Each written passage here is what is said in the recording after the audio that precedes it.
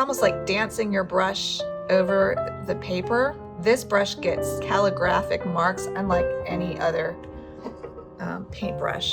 It's just so fun to play with. So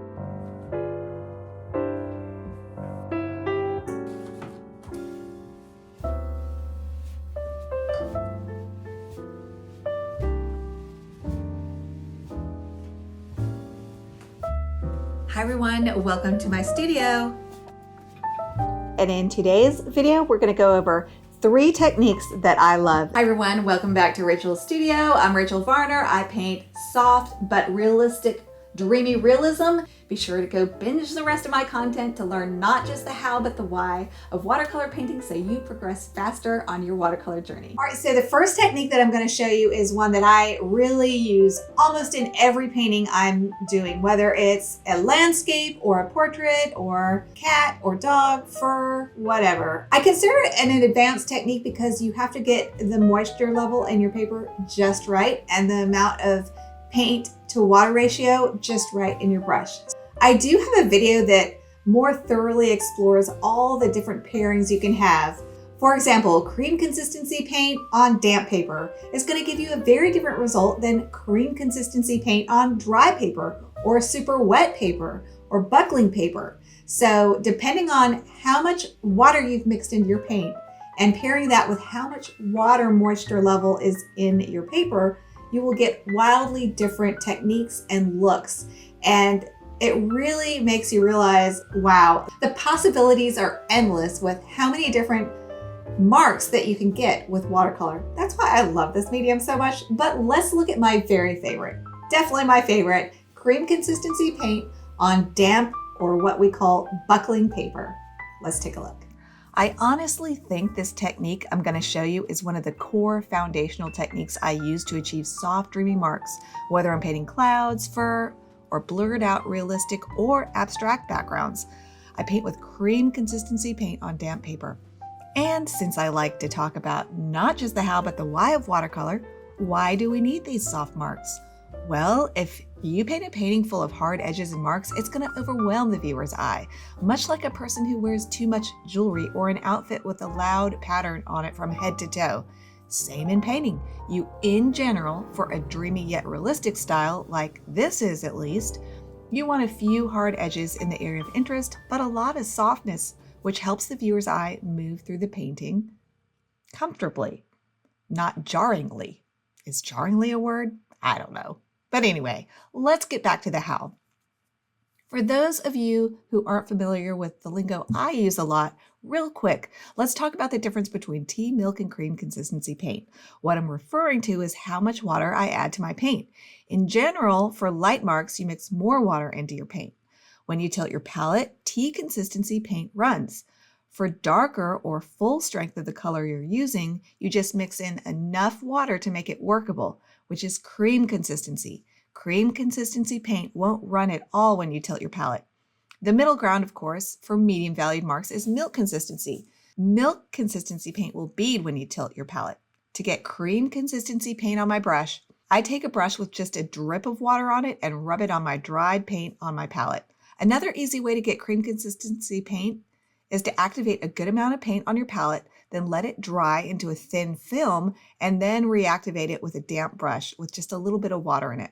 Let's look at one of my all-time favorite tutorials I did, which by the way is available to all my $8 and higher Patreon tiers, and in my opinion is not to be missed because it demonstrates the magic of both this technique and the amazing characteristics of lamp black paint, which furs out unlike any other paint that I know of. But this is my black and white bunny tutorial. This bunny is painted on the wet end of the spectrum for this technique. But I wanted to show you some of this footage because I do a test of my paper. But we need to back up a little bit because we already talked about the consistencies of paint, but there's also a continuum of paper moisture levels. Your paper can be bone dry, it can be puddling, which you rarely want, and it can be glistening, which happens right after you apply even washes of water to your paper. Buckling is when your paper is wet, but the water starts to soak into the fibers, making it buckle. So if you're not sure what stage your paper is in, you can do a test. Here I've gotten this bunny really wet, almost too wet, it's really puddling. And I want to create really soft blooms of black and white markings. To see if my paper blooms out the right amount, I do a test. I touch my cream consistency filled paintbrush to the paper. As you can see, the paint stays in place, but it has these lighter bits of paint that bloom out quickly, so it's just a little too wet for most applications. I could blot my paper lightly or just wait a few minutes to let it soak into the paper more. So as you can see, there is a continuum of marks you can get with this technique, from super bloomed out marks like soft clouds, which require wetter paper, to very controlled yet soft marks like what I need when I'm painting fur that is not fluffy, and that requires drier than glistening paper, but still damp. So I used this technique for a recent memorial portrait of Marco, the long-haired Chihuahua, and thank you to Keely Say for allowing me to use this footage to demonstrate this memorial portrait I did for her. The full 4-hour start-to-finish process is sped up to be about a 2-hour tutorial with full voiceover for my online students, by the way. Marco has a lot of long, soft, rich brown fur, so he required a lot of this technique of painting with cream consistency paint on damp paper. For Marco's fur, I needed them to bloom very little yet stay very soft. One of the tricks I use to paint with this technique is to be opportunistic. I get my whole painting wet and work in the areas I need the softest marks first. As the painting dries, I go to the areas that are just the right amount of dryness to achieve the degree of softness I want. Notice how soft Marco's mouth edges are, but are still very much holding their shape. I painted this area on damp paper as well. So here, I've noticed that the paper is a good dampness stage. This is the bottom quadrant, not a very important place in the painting, so I want it to look both soft because fur is soft, but also because soft edges tell the viewer's eye to keep moving to more detailed, important areas where there are more hard edges like the eyes. So I take cream consistency burnt sienna paint in this buckling damp area and paint in about the length of the fur in the direction of the fur. And then I use more chocolate colored paint, which is just burnt sienna with French ultramarine added, and paint a little bit of that into the area as well. And that leaves this fur very soft and touchable looking, but it doesn't scream for attention because there's not a lot of hard edges. All right, those of you who are economically minded will love this one, because this brush that I'm going to talk about gives the most beautiful marks for things like fur or grass, and other natural botanical elements really require very similar techniques. And that is true with this brush. And this brush is really cheap. So let me show you this brush. It's a bamboo calligraphy brush, and I love it for getting really interesting marks on my paper that look really natural and organic. And it's really wonderful too, because even though it is natural goat hair, apparently these are vegan. They cut the hair off the animal. So win-win. You've got a natural hair brush and it's vegan and it's so cheap. You can find them all over Amazon. Yes, they do fall apart more easily, but it's only like $3 to replace them. So they come in all sizes. And let me show you some of the marks that I was able to get in my newest painting of Bunny on Glow Up. Let's take a look. I'm going to show you a couple different paintings that I use this brush for, but let's look at Bunny on Glow Up first. Remember, any painting footage you see in this tutorial is available as a start to finish project for my paid online students as well. I wanted to get interesting fur textures on this bunny's face, so I used about milk consistency paint on dry paper for the underpainting in this area. If you splay the bristles of this brush, it almost does the texture work for you. You just paint in the direction of the fur with short strokes because this is short fur. If the marks start looking too blobby, you can just touch the belly, not the tip, to a tissue or sponge, and then you should get more textured, less blobby marks. Let's take a look at another application I use this for, which is for many of the fir tree textures I painted for my holiday themed tutorial. Let's listen in to the actual real-time explanation I gave as I painted with this brush. And this is my tutorial for fir snow. Let's take a listen. Let's paint this little guy. In my reference, the frond that is in this area is a lot lighter green. So we can start with a base of more yellow and Windsor violet and less red, a more pure color. And usually you do want to start with more pure color in watercolor and work your way towards grayer and darker as you progress in the painting process. So I'm going to get a good amount of Permanent Green Light by Daniel Smith and some Winsor Green Gold, some Aureolin. These are all young, fresh green colors with a very little bit of red added just to make it look natural. And now I've got my bamboo brush. All right, and see, you can mold this brush into a tip like this, and it'll create a beautiful dry brush, really lyrical, I feel like. And then you can splay it too for kind of a wisp brush effect, which is the same thing this wisp brush does. By the way, you can buy sets of these for so cheap and get a lot of different sizes. So there's a lot available. But if you paint with this frond brush, obviously it's gonna, and you gotta get plenty of, you splay the bristles and then pick up some paint. If nothing comes out of your brush like what just happened to me, that means you just need to pick up maybe a little bit more water in your tip and a little bit more paint in your tip, and then try again. So that's creating a nice feathery look too. Okay, so now I've got my base color in of the young green, and I'm just starting at the center of the branch where these fronds would start their growth and going out like that. So you start in the center and go out. Okay, and then I'll get, while this is still wet, preferably get some of that. I've already got green in my brush, so I can mix in my brush by just adding blue and purple to my brush. And now it's almost too blue, so I'll just pick up another swipe of Winsor Permanent Green Light, blue, little red to make it more natural, more blue to make it thicker. And I think I'm going to go back to a tip here, and while this is still wet, preferably just put in some, and definitely put in the dark down the middle, and see how I kind of danced my brush. And this is what I love about this brush. See how when I danced my strokes like that, I got really thin areas and really thick areas, really calligraphic looking, and the brush did a lot of that work. So you use just the tip, and then you just, it's almost like dancing your brush over the paper.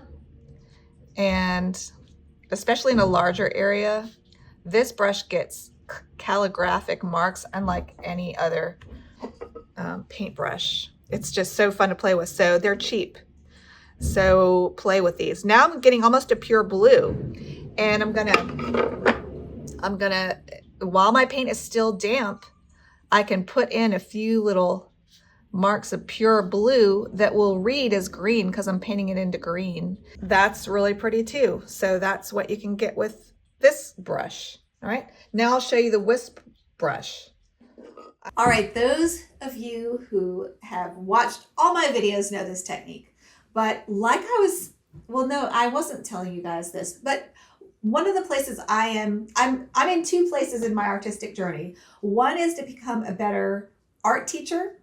So I'm really trying hard to learn the skills of teaching art online. But the other side of my artistic journey is I'm trying to continue to get into more and more of these national and international level shows, which has kind of been a theme in my career lately. It's been really exciting to even get juried into these national and international shows, which I've talked about in my other videos. One was Women in Watercolor. I've gotten juried into that twice, which is a big deal because they get over 1,000 entries and only like 200 paintings get in, much less win a prize. I'm not even worried about winning a prize. Just to get juried in is so exciting. So anyway, I want to stay on that path of continuing to get my work into those shows. And so all the paintings that I've gotten in thus far are of animals and cats. I mean, I am an animal painter. I paint a lot of cats. I paint a lot of animals. I got a zebra in, I got a cat in, but I would really be very excited to get a portrait in. And not just any portrait, a portrait of my son, Parker, because that would just be symbolically just be so special to me. because he is the love of my life and the epitome of all the dreams that I ever had for myself in my life. Parker is just it. And if you want to see a video about my journey becoming a mother and how that intertwined with my art and all that, I will link that here. But anyway, I am working on a painting of Parker. Actually, it is right here. And this is not done yet, but he was wearing a shirt that had tie-dye in it. And I'm working on hot press, which is a notoriously hard paper to work on. And by the way, I've been doing a lot of tutorials on my Patreon lately of painting on hot press paper, which has really interesting results. You can think in terms of cold press as being a good paper for beginner artists, and because it kind of blends itself just almost without you having to try. Hot press is the opposite. It captures every mark you make. Every little thing you do with the watercolor, your marks will show. And what that can do, especially if you're kind of a dabby artist, like a lot of beginners might be, it really shows that, and it can start looking really blotchy really fast. So hot press is tricky. But for me, I've been painting for 20 years, and to me, it challenges me to be more bold with my brushwork, because you need to make big, bold marks, and you've got to paint on water, or you have to paint on damp paper too. There's a lot of advanced techniques you need to use to get your painting on hot press typically to look good. So one of those things that was a challenge on this, particularly on this hot press paper, was this, what's it called? Tie-dye look. If you've been on my channel a long time, you know about my push technique and how I've talked about that, but I want to show you how I used that technique to get this tie-dye look in his shirt. And I really think it came out pretty well. It looks really tie-dyed. But it's definitely an advanced technique. You really have to control your water just right. So let's take a look at this footage that, by the way, is part of a $30 professional tier real-time tutorial that I am developing as this unfolds. The first 2 hours is up on my Patreon, but just real quick, a word from our sponsor. Why not put a word from my sponsor in here since we're talking about this painting? I do have a new tier on my Patreon. It's a $30 a month tier. You can easily cancel anytime. It is not a huge commitment. And for $30, you get access to what I wish so many artists would do for me, because I'm dying to see some of these artists that I love work, these professional artists work. And that's exactly what you get when you join my $30 Patreon tier. You see me working on professional level paintings like this painting of Parker. So I've got a lot of portraits that I've been working on and a lot of experiments, because I'm not a portrait painter. I'm still learning. So you see me go through that experimental process that artists should go through to develop their skills. And it's not always pretty, but you learn a lot. And also I have a couple paintings that did get juried into national shows. There's 2 cat paintings, in fact, that they both got juried into national shows, and one got an award, Diana's Patio. That is at my $30 tier level now. And also On the Fence, which is another cat painting. So there are some cat paintings on there for my cat lover followers. And there's a lot of portrait work in my $30 tier. And then real quick, my $13 tier is my in-depth tutorials, which if you're a beginner, I do a lot of hand holding on advanced paintings, but also with a lot of hand holding.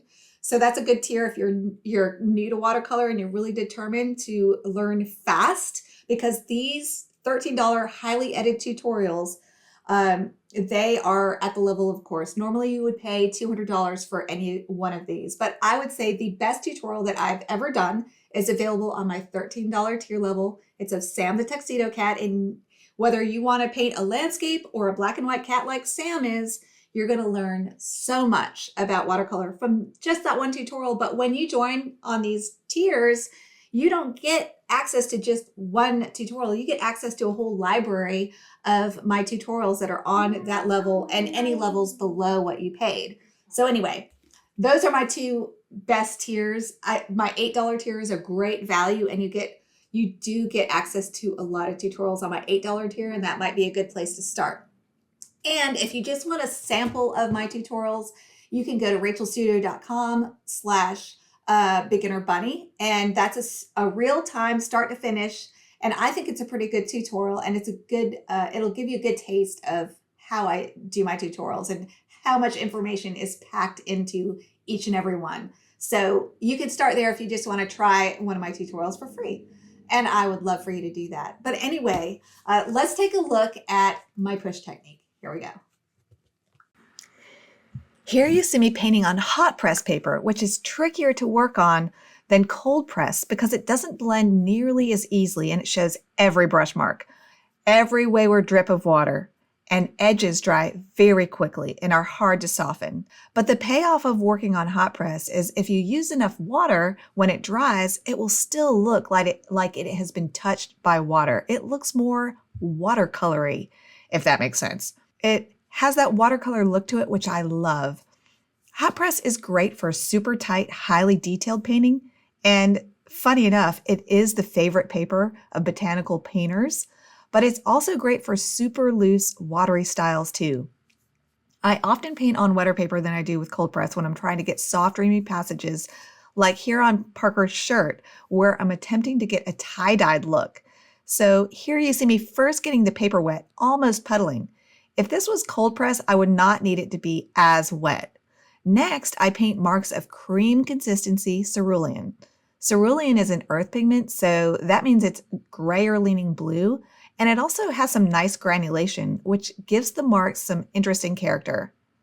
I think hot press shows granulation even better than cold press as well, so that's another thing to love about hot press. But I don't want this area to scream, as it's not really important. It's not close to Parker's face, which is the important part. So a grayer paint color that is quiet is ideal, since the tie-dye look already calls plenty of attention to itself. So once I paint the cream consistency blue marks in, I drip in half drips of water between the marks of blue in the white areas. The law of hydrophysics tells us that water flows in the direction from more water to less water because water wants to equalize its distribution. So when I drip this water, it wants to flow into the drier but still damp blue marks. And again, the watercolor does the work for me of creating the perfect tie-dye look. Love, love, forever love watercolor for this. I mean, what other mediums paints for you like this? If you would like to learn more about what I call the push technique, which was coined by one of my online members, Judy Breedlove, I will link a video here that explains more about my push technique. All right, thank you so much for joining me, and it is an absolute honor for me to have you even watching this. There's so many amazing artists out there on YouTube, so I appreciate you spending some time with me and learning some of my techniques. And please leave me a comment. I love to hear from you in my comments. That's the first thing that I do when I wake up is I read my comments, and it just means the world to me when I hear from you guys. And I do love that so much. So leave me a comment and be sure to subscribe to learn not just the how, but the why of watercolor, so you move along your watercolor journey a lot faster. Follow me on my community tab. I am going to try to upload every week, but even more, I'm going to try to make sure each video is a high quality. So it might be every other week, but when I do upload a video, it's going to be worth your time. So I hope you will enjoy my past content and my future content. And I hope to see you here again. Come join my community on Facebook, where you can post your paintings and get feedback, and also give feedback to others or ask watercolor questions and get to know us and learn from my community. It's really great, very supportive community. We have a great time there. You can follow me for free on Patreon too. And you can follow me on my community tab here on YouTube. I post there a lot too. So I hope to see you in those places. And until next time, go watercolor your world. Bye, everybody.